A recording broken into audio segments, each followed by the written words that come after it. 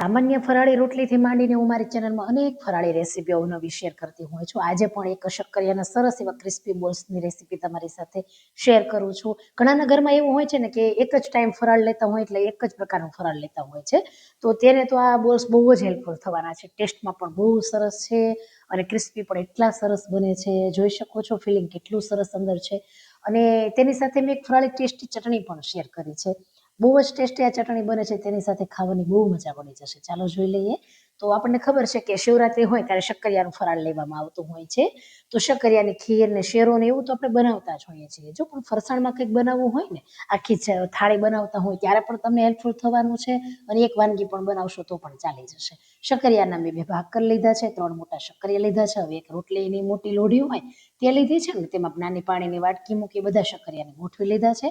હવે વરાળથી આપણે બાફવાના છે. આ જ પ્રોસેસ સેમ તમે જો તમારી પાસે ટાઈમ નથી તો એક જ સીટી વગાડીને તમે કરી શકો છો, શક્કરિયાને બાફી શકો છો. તો આ શક્કરિયાને બાફતા થોડીક વાર લાગે છે અને લોઢીમાં છે એટલે થોડી વાર લાગશે, પણ મીઠા બહુ થાય છે. તો શક્કરિયા બફાય છે ત્યાં સુધીમાં જુઓ આપણે એક પ્રોસેસ કરી લઈએ. તો થોડુંક સતપ ગરમ પાણી હોય તેમાં 1 કપ જેટલા મખાનાને આપણે પલાળીને સાઈડમાં રહેવા દેવાના છે. ત્યાર પછી જોઈએ તો સાઈડમાં શક્કરિયા પણ સરસ એવા બફાઈ ગયા હોય તેની સુગંધ આવી રહી છે. ચપ્પુથી ચેક કરીએ તો સરસ એવા શક્કરિયા બફાઈ ગયા છે. તો આ પ્રોસેસમાં થોડીક વાર લાગે છે, પણ શક્કરિયા બહુ મીઠા થતા હોય છે. મારે અહીં 12 મિનિટ જેટલો ટાઈમ લાગ્યો છે. અને બધા શક્કરિયાને હવે આપણે ઠંડા કરી લેવાના છે. તો કાણાવાળી જારી ઉપર મેં લઈ લીધા છે. શક્કરિયાને ઠંડા થવા મૂકીએ ત્યાં ચટણી બનાવી લઈએ. 1 કપ જેટલી લીલી કોથમીર, સાથે 4 ચમચી પ્રમાણે શિંગદાણા, 1 તીખું લીલું મરચું, 1 આદુનો ટુકડો, સાથે અડધી ચમચી પ્રમાણે મીઠું, 1 ચમચી ખાંડ અને લીંબુનો રસ ઉમેરી દેશું. ફરાળમાં તમે જો કોઈ વસ્તુ નથી લેતા તો સ્કીપ કરી શકો છો. અહીં 4 મોટી ચમચી જેટલું હું પાણી ઉમેરું છું, જરૂર પડે તો વધારે ઉમેરી શકાય. થોડા ફુદીનાના પાન ઉમેરી દઈએ અને તેને ગ્રાઇન્ડ કરી લઈએ. થોડીક મેં જાડી રાખી છે ચટણીને, કેમ કે જે આપણે બોલ્સ બનાવવાના છે તેની સાથે થોડુંક કોટિંગ થાય તો ચટણી સારી લાગે છે. તો બહુ જ ટેસ્ટી આ રીતે ફરાળી ચટણી એકદમ પરફેક્ટ બને છે આ રીતે. હવે આ ચટણીને ફ્રીજમાં ઠંડી કરવા મૂકીએ. ત્યાં સુધીમાં શક્કરિયા છે એ ઠંડા થઈ ગયા છે, તેની છાલ પણ મેં કાઢી લીધી છે. શક્કરિયાને આપણે ખમણી લેવાના છે.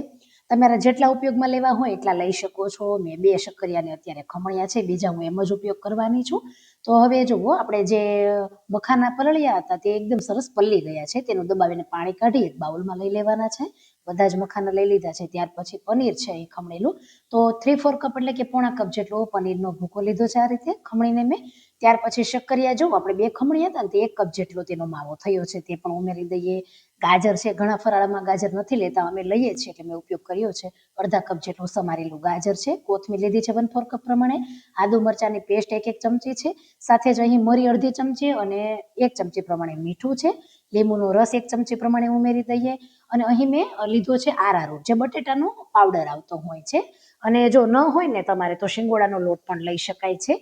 તો આ રીતે આપણે અડધા કપ પ્રમાણે લોટ લીધો છે આરારૂટ, અને તેને આપણે થોડું થોડું ઉમેરતા જઈને તેમાં બાઇન્ડિંગ લાવવાનું છે. બહુ લોટ નથી ઉમેરવાનો. અને જો તમે ઘણી વાર આપણે આગળ કીધું એવી રીતે કે પ્રેશર કુકરમાં શક્કરિયા બાફ્યા હોય ને તો પાણીનું પ્રમાણ થોડું એમાં વધારે હોય, તો લોટ તમારો વધારે જોઈ શકે છે. અત્યારે જો 1/4 કપ જેટલા જ લોટનો ઉપયોગ થયો છે, તો તમારે 1 થી 2 ચમચી વધારે પણ જોઈએ અથવા તો ઓછો જોઈએ, જેટલું મોઇસ્ચર હોય શક્કરિયામાં એ પ્રમાણે જોઈએ.